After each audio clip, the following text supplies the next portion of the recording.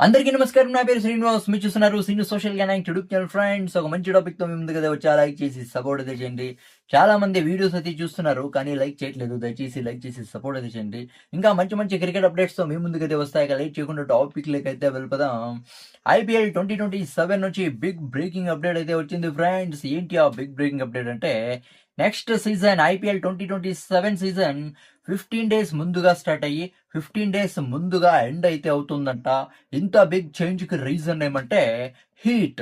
చాలా అంటే చాలా హీట్. మే 15 తర్వాత విపరీతంగా హీట్ అయితే ఉంటుంది కాబట్టి ప్లేయర్స్‌కి చాలా అంటే చాలా కష్టంగా మారిపోతుంది. అందరూ ఫ్రాంచైజీస్ బీసీసీఐని రిక్వెస్ట్ అయితే చేస్తున్నారంట.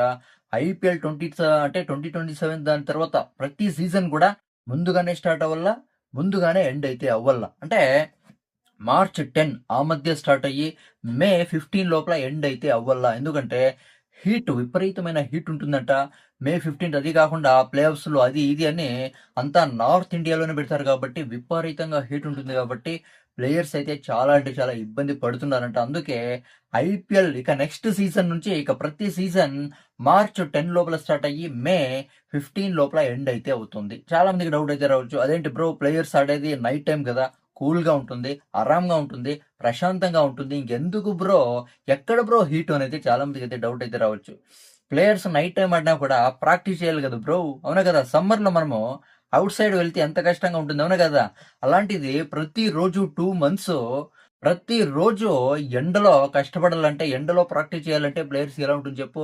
చాలా అంటే చాలా హీట్ అయితే ఉంటుంది కాబట్టి మే 15 తర్వాత మ్యాచెస్ అయితే వద్దు. 15 డేస్ ముందుగా స్టార్ట్ చేద్దాం. 15 డేస్ ముందుగా ఎండ్ చేద్దామని బీసీసీఐ అయితే ఈ నిర్ణయం తీసుకుంటుందంట బ్రో. అంటే ఇప్పుడు మీరు క్రిక్ బజ్‌లో చెక్ చేయొచ్చు.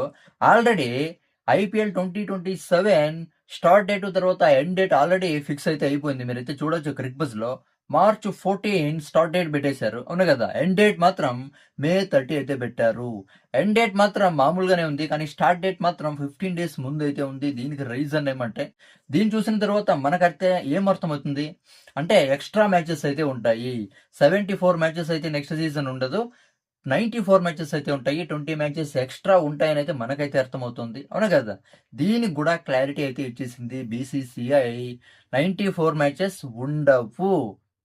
94 మ్యాచెస్ అంటే 94 మ్యాచెస్ జరిపించే ఆలోచన ఇప్పట్లో లేదు.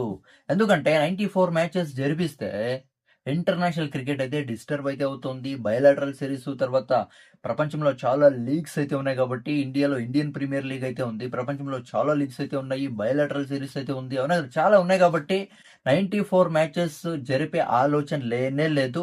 ఈ రూమర్స్ అన్నీ ఫేక్ రూమర్స్. ఇవన్నీ రూమర్స్ మాత్రమే. 94 మ్యాచెస్ ఉండవు అనైతే బీసీసీఐ అయితే క్లారిటీ అయితే ఇచ్చేసింది. 74 మ్యాచెస్ అయితే ఉంటాయంట. అవునా కదా! ఇక ఇక దీని గురించి మీరేమనుకుంటారు కామెంట్ అయితే చేయండి. దీని గురించి మీరేమనుకుంటారు కామెంట్ అయితే చేయండి. నా ఎక్స్‌ప్లనేషన్ నచ్చితే సబ్స్క్రైబ్ చేసి సపోర్ట్ అయితే చేయండి. లైక్ చేసి సపోర్ట్ అయితే చేయండి. By by.